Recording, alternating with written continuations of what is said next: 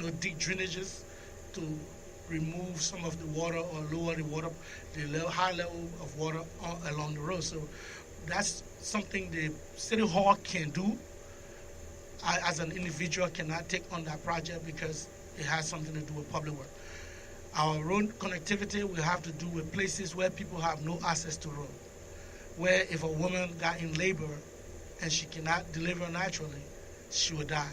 So our goal is to reduce maternal mortality in Liberia and also in Gbarpolu, that not another woman should die anywhere, because no access to road. So we will put our resources to where we feel the people need it the most.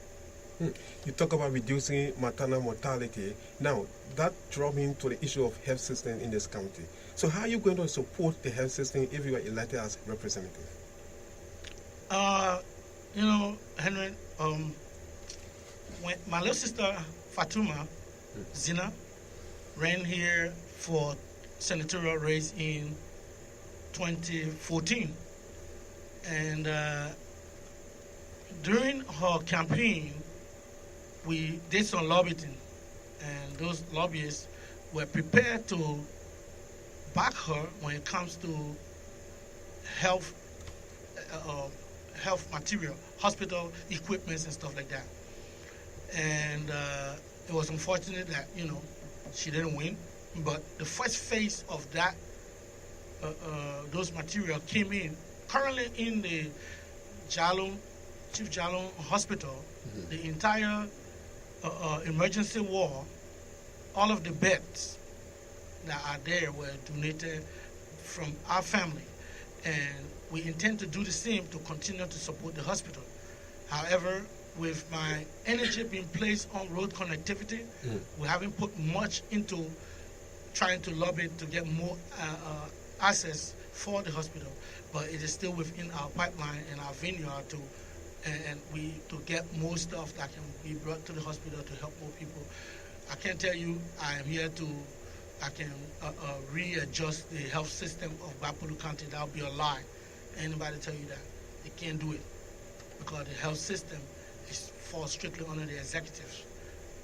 So no legislature or no man running for office will tell you when I come, want to readjust the health system in Gbarpolu. You cannot. You don't have that ability to do that. Okay. Now, today was a major event that took place in Gbarpolu today. The debates, which of course you are aware of, you came a little bit late, and you were not, you like the opportunity to go out. You did not make use of it. So tell me a little bit about that. Why you did not come soon? What would I say? Force majeure. That's the law of force majeure, law of nature. Something you decide you would do, and nature say you can't do it. You can't do nothing about it.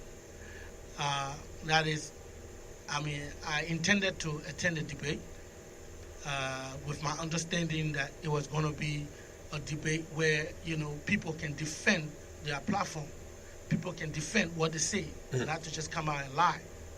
You make up stuff and just say it to people, and they can't ask you a question about it. I don't know how to address such. How did I even attend?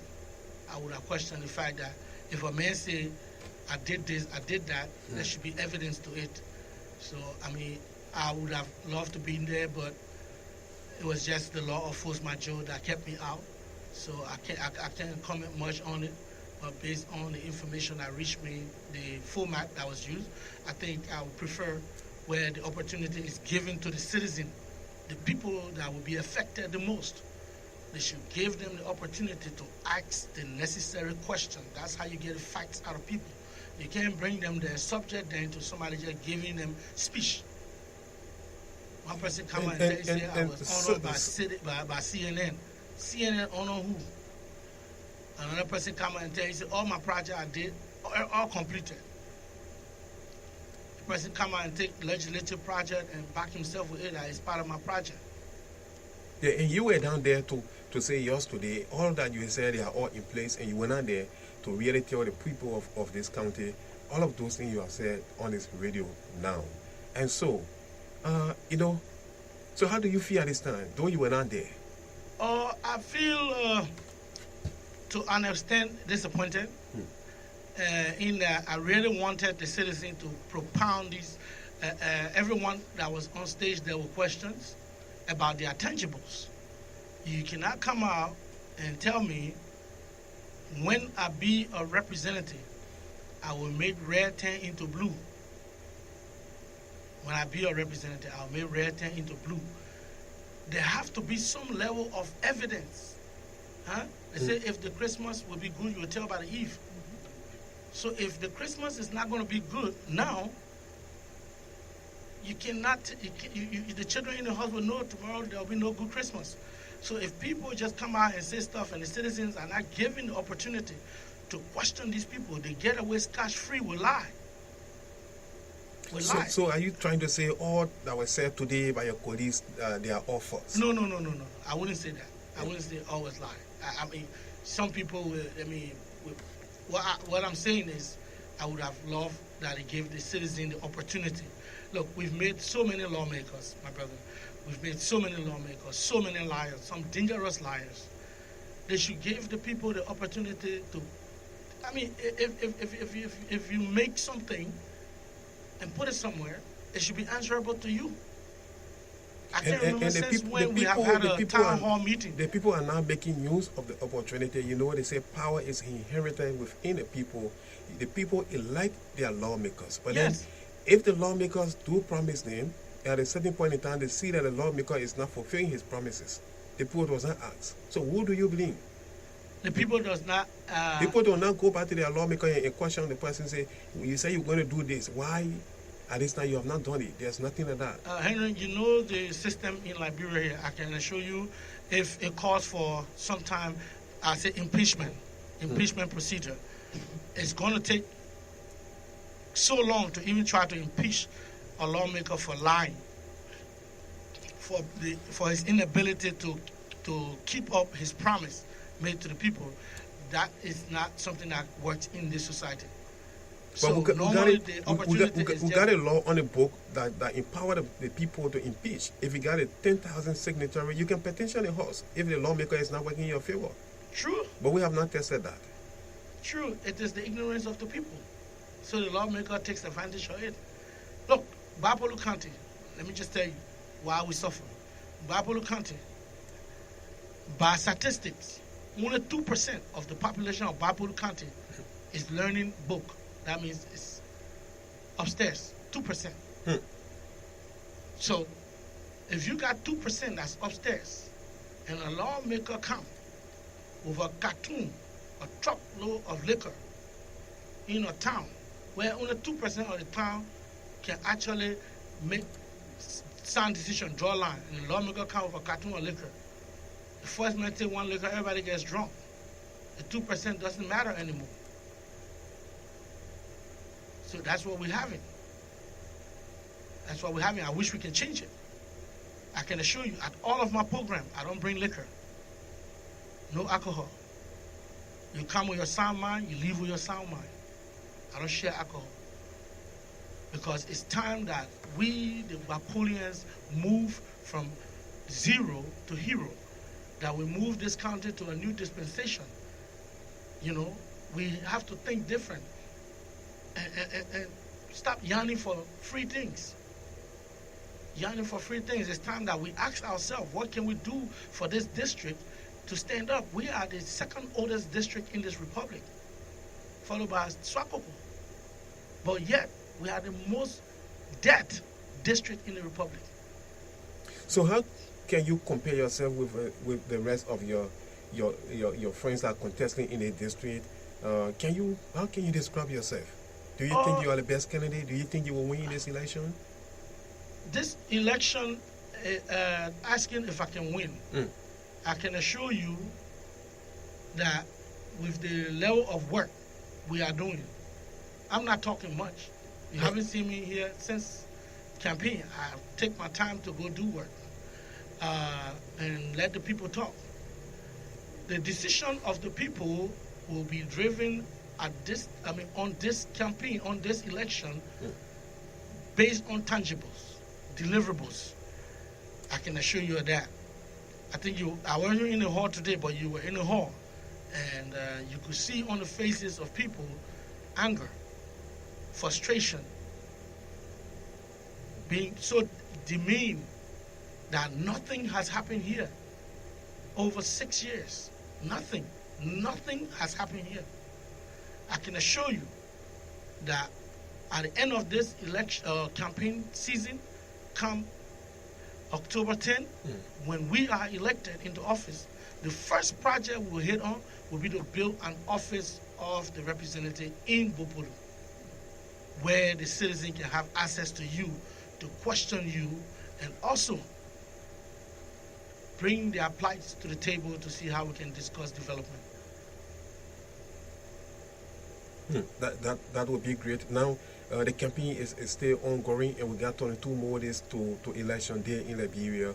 Let's look at your campaign activities. How is it going? Like, is it tough on your side? Say that again. The campaign activities, your campaign activity, is it tough on you? If it's tough. It's tough. The word tough is a little bit hard. Given that we're not just running a normal campaign, like just printing flyers, sticking it on the wall, printing billboards, carrying it places, going there and talking. My campaign is different. But that will help for the people to know you better. And I understand that. We have flyers that are going. But our campaign is in two phases. We carry on road work, we carry on works at the same time campaigning in the rest of the other part of the district. Anywhere we're not working, there's not one village or town in this district that don't wish to see who David Zinnah is. And I hate to be boisterous, but the facts are the reason they wish to see who this David Zinnah is, and sometimes I'm in their town, they don't even know it is me until I tell them who I am. But the reason they want to see who David Zinnah is the level of development that they've heard of and that's in the works, that it's going to be unfolding for them. A poor woman along the Henry Town Road playing billboard, she can't tow it from Sawmill to bring it on the road. So if we tell them, indeed, we give them hope that we're going to come here, we're going to open this road for you, that old woman will count on us for that. Because we said the first one, we did it. We said the second one, we own it. And we're going to do so on and on and on. And if there's any town in this district that see the need for road, I can assure you, by voting or electing us into office, you will get a road. If you don't elect us into office, and there's a need for road to avoid maternal mortality, then you can reach us at our office. You can call my campaign manager. They will also make it part of our projects. We will make sure those projects are done. It's not going to be done as fast as it would be if we were representative, because we'll be doing it at our own pace and with our own, turnaround cash. Okay. Mr. Zinnah, you talk about 2% of the people of Gbarpolu being educated. And now, the last time they got wire, only one person passed. All of 32 persons that sat the wire for Gbarpolu Central High School. So what are you doing to make sure that the school system is improved, especially Gbarpolu Central High? My brother, I'm clear about that. One of the most disappointing things is what you just spoke on. And it's not the first time. That's the second time. The year before last, one person passed. Last year, this year, one person passed again? One person, yeah. So, it's a question that we need to ask ourselves. But have you taken your time to go on the campus and really find out why is Being frank with you, there was the student of, the University Student Union of Gbarpolu put themselves together to come here to try to help. And to some extent, we help them financially to help keep them up while they are helping the students with their tutorial for the WIAC. And after all of those help, we still find out that it still didn't boil down to anything. So what needs to happen, maybe we need to visit with the teachers to understand their curriculum if it's in line.